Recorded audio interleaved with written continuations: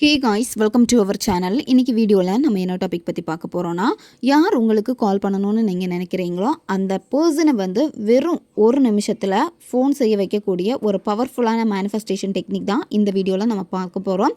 ரொம்பவும் எளிமையான ஒரு முறை தான் இது. இன்ஸ்டன்ட் ரிசல்ட்டை கொடுக்கும். நம்ம சேனலுக்கு நீங்கள் இதான் ஃபஸ்ட் டைம் வரீங்கன்னா மறக்காமல் சப்ஸ்கிரைப் பண்ணிக்கோங்க. பக்கத்தில் இருக்கக்கூடிய பெல் பட்டனையும் கிளிக் பண்ணிக்கோங்க. அப்போ தான் நான் போடக்கூடிய வீடியோஸ் எல்லாமே உடனுக்குடன் உங்களுக்கு நோட்டிஃபிகேஷனில் வந்துக்கிட்டே இருக்கும். உங்களுக்கு என்கிட்ட பர்சனலாக ஃபோன் கன்சல்டேஷன் எடுத்துக்கணும் அல்லது உங்களுக்கு விருப்பமான ஒர்க் ஷாப்பில் ஜாயின் பண்ணுறதுக்கு நீங்கள் இன்ட்ரெஸ்டடாக இருக்கீங்கன்னா நீங்கள் என்னை இன்ஸ்டா அல்லது மெயிலில் காண்டாக்ட் பண்ணுங்கள். உங்களுக்கு பர்சனல் டேரோ கார்டு ரீடிங் தேவைப்பட்டனாலும் நீங்கள் என்னை இன்ஸ்டா அல்லது மெயிலில் காண்டாக்ட் பண்ணலாம். உங்கள் பிரச்சனைகளுக்கு தகுந்த மாதிரி ஸ்பெல் ரெடி பண்ணி கொடுப்போம். ஸ்பெல் தேவைப்படுறவங்களும் இன்ஸ்டா அல்லது மெயிலில் காண்டாக்ட் பண்ணுங்கள். வாங்க வீடியோக்குள்ளாடி போகலாம். நீங்கள் விரும்பக்கூடிய குறிப்பிட்ட பர்சன் உங்களுக்கு கால் பண்ணணும்னு நினைக்கிறீங்க. இப்போ அவங்க கால் பண்ண மாட்டேங்கிறாங்க, மெசேஜ் பண்ண மாட்டேங்கிறாங்க, அவங்க கிட்ட பேசியே ரொம்ப நாள் ஆகுது. நீங்களாக தான் எப்போவுமே அந்த பர்சனை தேடி போகிற மாதிரி இருக்குது. கால் பண்ணுறதும் சரி, மெசேஜ் பண்ணுறதும் சரி, நீங்கள் தான் ஃபஸ்ட்டு பண்ணிக்கிட்டே இருக்கீங்க. அவங்க சில நேரம் உங்களுக்கு ரெஸ்பான்ஸ் பண்ணுறாங்க, சில நேரம் ரெஸ்பான்ஸ் பண்ண மாட்டேங்கிறாங்க. இந்த சிச்சுவேஷனில் நீங்கள் இருக்கீங்க அப்படின்னா இனிமேல் நீங்கள் அவங்கள தேடி போக வேண்டாம். அவங்களுடைய காலுக்காக நீங்கள் வெயிட் பண்ண வேண்டாம். இந்த ஒரு மெத்தடை மட்டும் நீங்கள் செய்யுங்க. அவங்களே ஆட்டோமேட்டிக்காக உங்களுக்கு கால் பண்ணுவாங்க. இப்போ சரியாக பேச மாட்டேங்கிறாங்க அப்படின்னா இந்த மெத்தடை நீங்கள் செய்கிறப்போ அந்த பர்சன் ஸ்டார்டிங்கில் உங்களுக்காக டைம் ஸ்பெண்ட் பண்ணி பேசியிருப்பாங்க. நீங்களே ஃபோனை கட் பண்ணுறேன்னு சொன்னாலுமே அவங்க வேணான்னு சொல்லிட்டு இன்னும் அதிக நேரம் உங்களுக்காக டைம் ஸ்பெண்ட் பண்ணி பேசியிருப்பாங்க. அதே மாதிரி இப்போ உங்களுக்கு முக்கியத்துவம் கொடுக்க மாட்டேங்கிறாங்க. வேறு வேலை இருக்குது, நான் பிஸியாக இருக்கேன் அப்படின்னு சொல்லிட்டு டக்குன்னு காலை கட் பண்ணிட்டு போகிறாங்க அப்படின்னா இனிமேல் நீங்கள் அதுக்கு ஏங்கி தவிக்கவே வேண்டாம். இதை செஞ்சாலே போதும். அவங்க ஸ்டார்டிங் எப்படி உங்ககிட்ட பேசினாங்களோ அதே மாதிரி பேச ஆரம்பிச்சிருவாங்க. பேசாத நபரையும் எளிமையாக பேச வைக்கும் இந்த சூப்பரான ஒரு கால் மேனிஃபெஸ்டேஷன் டெக்னிக் இது. உங்களுடைய எண்ணங்கள் அந்த நபருக்கு அதிகமாகும். இப்போ என்னத்தான் அவங்க வேலையாக இருந்தாலும் சரி, இல்லை வேறு விஷயங்களில் ஃபோக்கஸ் பண்ணிக்கிட்டே இருக்காங்க அப்படின்னா உங்களுக்கு முக்கியத்துவம் கொடுக்கணும் அப்படின்னு சொல்லிட்டு அவங்களுடைய பிஸியான நேரத்தில் கூட அதில் உங்களுக்கான டைம் ஒதுக்குவாங்க. நிச்சயமாக இது நடக்கும். 100% வெற்றியை கொடுக்கும். இதை நீங்கள் செய்கிறப்போ முதல்ல உங்களுக்கு நம்பிக்கை இருக்கணும். நம்பிக்கை இருந்து நீங்கள் செஞ்சால் மட்டும்தான் வேலை செய்யும். உங்களுடைய எண்ணங்களால் வரக்கூடிய வைப்ரேஷனுக்கு தான் பவர் அதிகம். அதனால் நீங்கள் கரெக்டான நேர்மறையான எண்ணத்தோடு இருந்து இதை செஞ்சீங்க அப்படின்னா நிச்சயமாக இதில் உங்களுக்கு ரிசல்ட் இருக்குது. இந்த மெத்தடை நீங்கள் எந்த டேயில் வேணாலும் ஸ்டார்ட் பண்ணலாம். எந்த நேரத்தில் இந்த மெத்தடை நீங்கள் செய்யணும் அப்படின்னா நைட்டு நீங்கள் தூங்க போகிறதுக்கு முன்னாடி இந்த மெத்தடை நீங்கள் செய்யணும். யாருன்னே தெரியாத ஒரு நபருக்காக இதை செஞ்சீங்கன்னா வேலை செய்யாது. ஆல்ரெடி நீங்கள் பேசி இருக்கணும், பழகி இருக்கணும். அப்படி இருந்தால் மட்டும்தான் இது உங்களுக்கு வேலை செய்யும். உங்களுக்கு அந்த நபரை ரொம்ப நல்லா தெரிஞ்சிருக்கும். அந்த நபருக்கு நீங்கள் யாருன்னு கூட தெரிஞ்சிருக்காது. இந்த மாதிரி சமயத்தில் இந்த மெத்தடை செஞ்சீங்கன்னா வேலை செய்யாது. இப்போ உங்ககிட்ட அவங்களுடைய நம்பர் இருக்கும், உங்கள் நம்பர் அவங்கக்கிட்ட இருக்காது. 2 பேருமே பேசியிருக்க கூட மாட்டீங்க. ஒரு மெசேஜோ காலோ எதுவுமே இருந்திருக்காது. நேரில் எப்பாவது தான் நீங்கள் பார்த்துருப்பீங்க. இந்த மாதிரி இருந்தாலும் இது உங்களுக்கு வேலை செய்யாது. உடனே ரிசல்ட்டையும் கொடுக்காது. நீங்கள் ஆல்ரெடி பேசி பழகியிருந்தால் மட்டும்தான் இது உங்களுக்கு வேலை செய்யும். இந்த மெத்தடை நீங்கள் செய்கிறப்போ அமைதியான ஒரு பிளேஸை சூஸ் பண்ணிக்கோங்க. யாருமே உங்களை டிஸ்டர்ப் பண்ணாத மாதிரி பார்த்துக்கோங்க.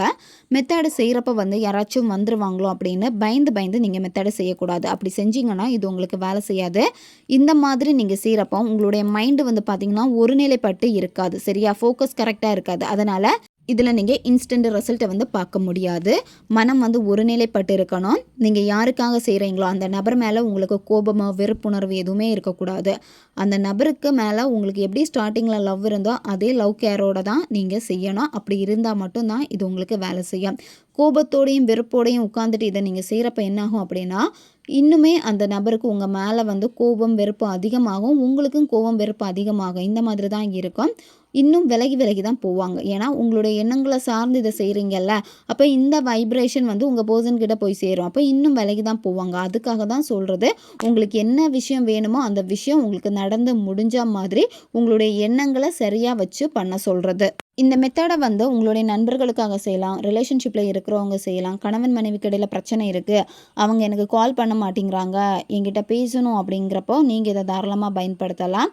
இப்போ உங்கள் ஹையர் அஃபிஷியல் பேச மாட்டேங்கிறாங்க அப்படின்னா அவங்களுக்காக நீங்கள் இதை செய்யலாம். ஒன் சைடு லவ்வில் இருக்கிறவங்க செய்யலாம்.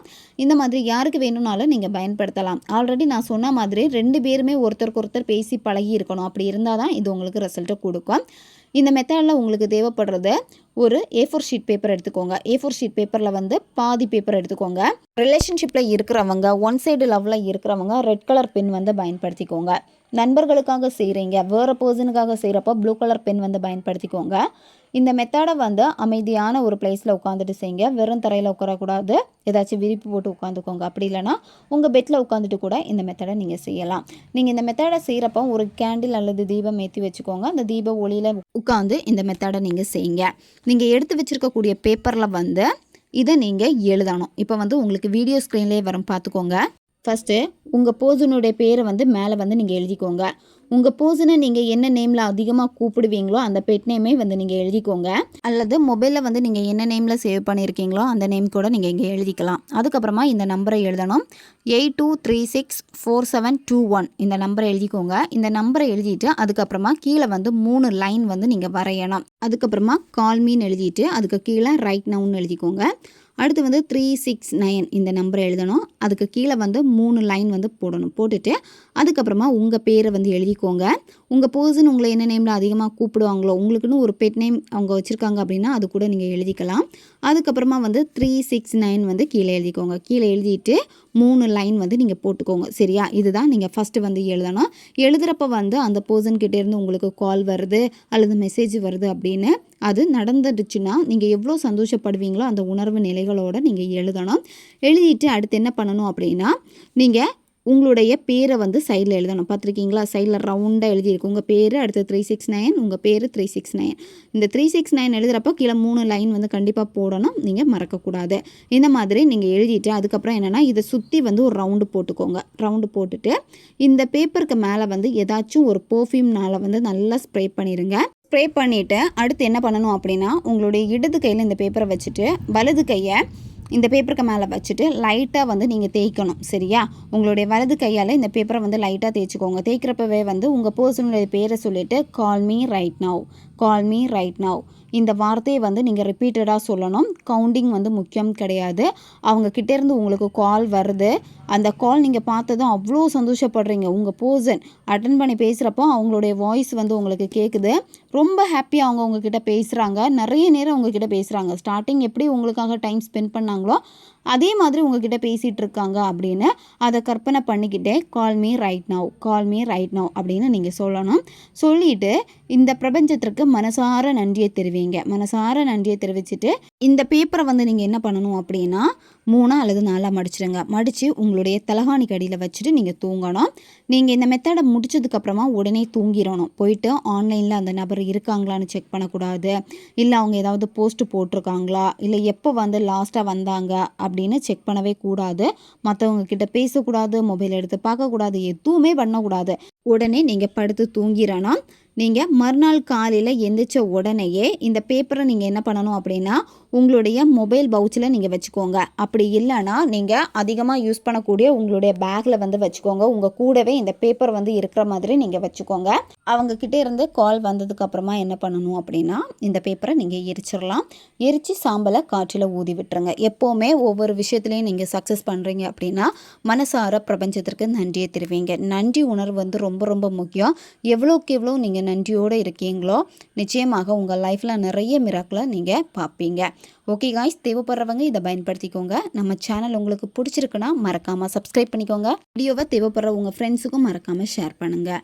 அவங்களுக்கும் இது உபயோகமாக இருக்கும். இன்னும் நிறைய வீடியோஸ், புது புது டெக்னிக்ஸ் எல்லாமே நம்ம சேனலில் அப்லோட் ஆகிட்டே இருக்கும். பக்கத்தில் இருக்கக்கூடிய பெல் பட்டனையும் மறக்காமல் ப்ரெஸ் பண்ணி வச்சுக்கோங்க. அப்போ தான் நான் போடக்கூடிய வீடியோஸ் எல்லாமே உடனுக்குடன் உங்களுக்கு நோட்டிஃபிகேஷனில் வந்துக்கிட்டே இருக்கும். அடுத்த ஒரு வீடியோ பதிவில் சந்திக்கலாம். நன்றி.